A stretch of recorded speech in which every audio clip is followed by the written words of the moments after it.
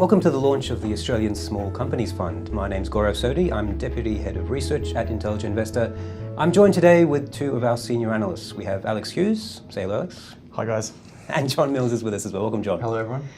Guys, we're here to answer questions that are coming in, and I see there's already a couple there now. Before we get to those questions, though, I thought we'd just introduce what we're trying to do with the fund a little bit. Alex, why small caps? It's an area of the market where we think we can add value through active management, and it's been an area of the market that Intelligent Investor hasn't covered in the past. They've tended to cover sort of the mid to larger cap companies. So it's a new area for us, but we think that it's an area of the market where perhaps there's some inefficiencies there, and if we start to drill down and research some of these companies, we can add some value there and provide a decent service to some investors. Lots of companies simply can't invest in, lots of funds can't invest in smaller companies. They're restricted by size or by mandates. What are some of the other sources of inefficiency in smaller companies? Exactly. I think you can use the term structural inefficiency because, as you said, there's reasons which prevent many investors from investing in the sector. So illiquidity is one. So if you manage a lot of money, it's very difficult for you to invest in the smaller cap space, and that really keeps a big portion of the institutional market out of the small cap area. And of course, on the research side, a broker just can't justify spending the time to understand a company when the potential brokerage commission pool is very small there. So, those are two things which are very real and are likely to stay there for a long time. So, it provides an opportunity for smaller guys such as ourselves. We want to stay small. That's our key focus, and we want performance to be the priority.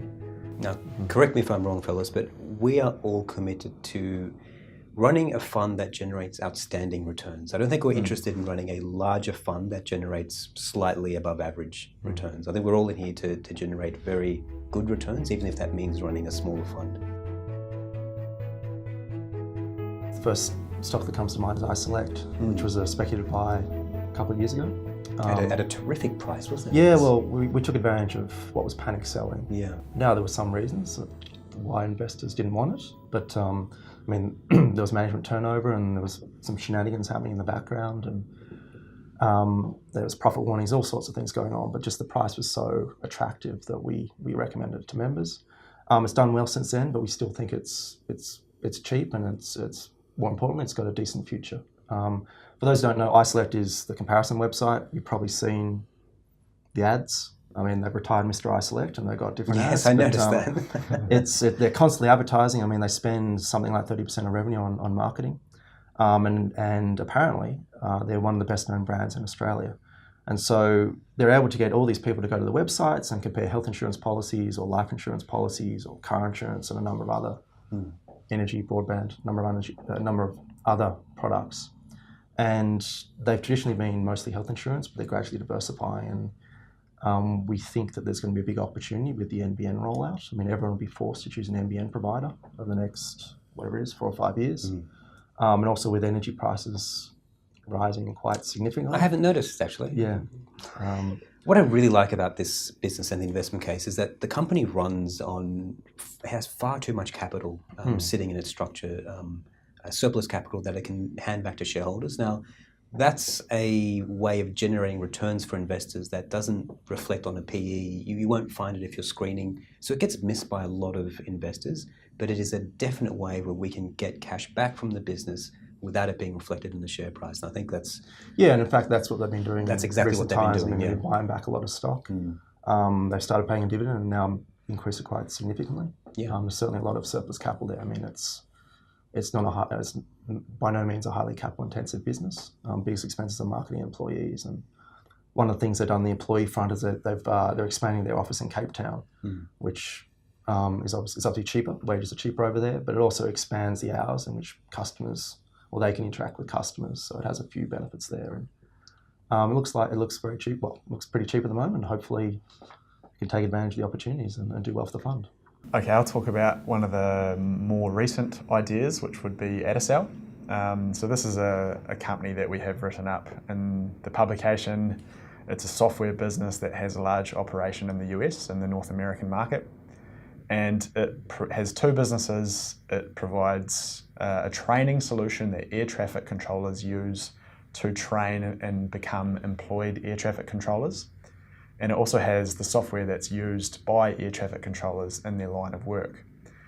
And we like this company because it's a very high quality company. It's got about 90% market share in the training product.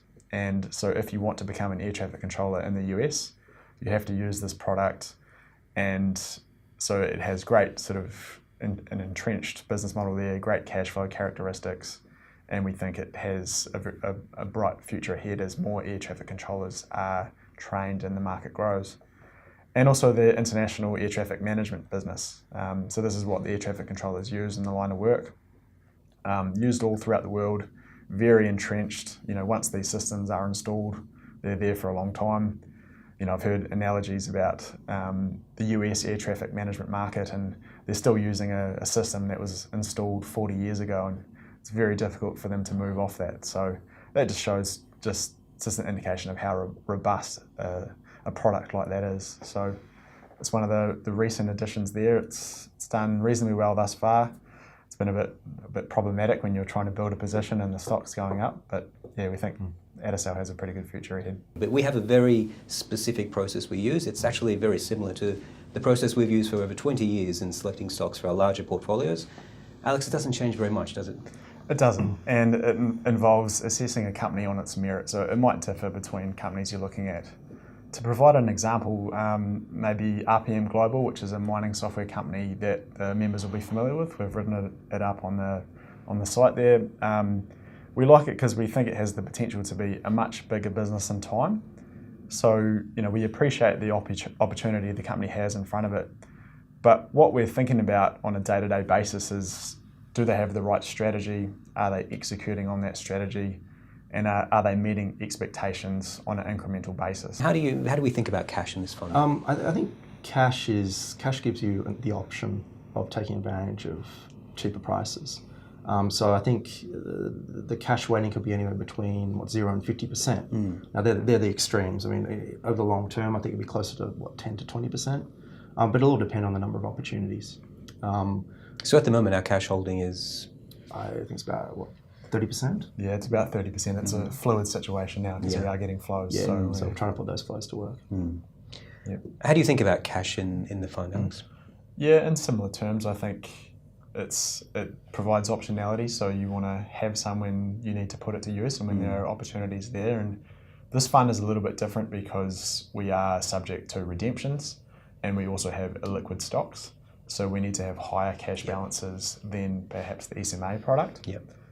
Just to meet those two forces there. So that's a really important point. So for a lot of people watching, 30% may sound like an unusually high balance, but you're right. When you consider that we have to have some cash in place to meet redemptions, and also some of our positions are very illiquid, and we do need cash in place in case we cannot sell them or need a bit longer to sell them. So for us, yes, cash is a buffer and a weapon, and depending on how the market is doing, we can either use it as a safety net or use it as a spear. That's right. But I would regard 30% as being marginally underinvested at this point. Yeah, I would agree with that. I think we're all looking for somewhere to put it. Yeah, I mean, we've got ideas we're working on, so that could change in the medium term.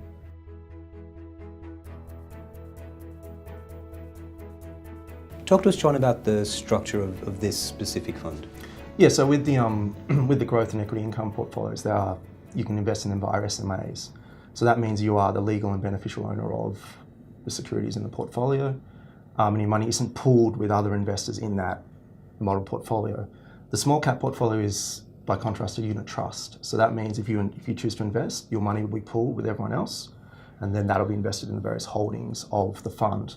Now that has tax effects as well. In an SMA structure, your tax situation depends on how or when you invested and what happens to the underlying holdings. In the unit trust, your tax situation to a great extent depends on, I guess, previous tax events that have happened, or previous events that have happened before you became an investor. There are lots of advantages to the SMA structure. I like it a lot. But when you're investing in smaller and potentially illiquid businesses, the SMA structure does not work. And so we've specifically chosen the unit trust structure because that's what suits the kind of companies that are going to go into this fund. The thing I think about using a fund structure for accessing smaller companies, is that it allows you to outsource your portfolio management as well. There are two ways to make money in the market. One is with great stock selection, and the other way is really good portfolio management. I think with larger companies, it demands less portfolio attention. With smaller caps, you really have to watch your portfolio management far more carefully, and it's a more rigorous exercise.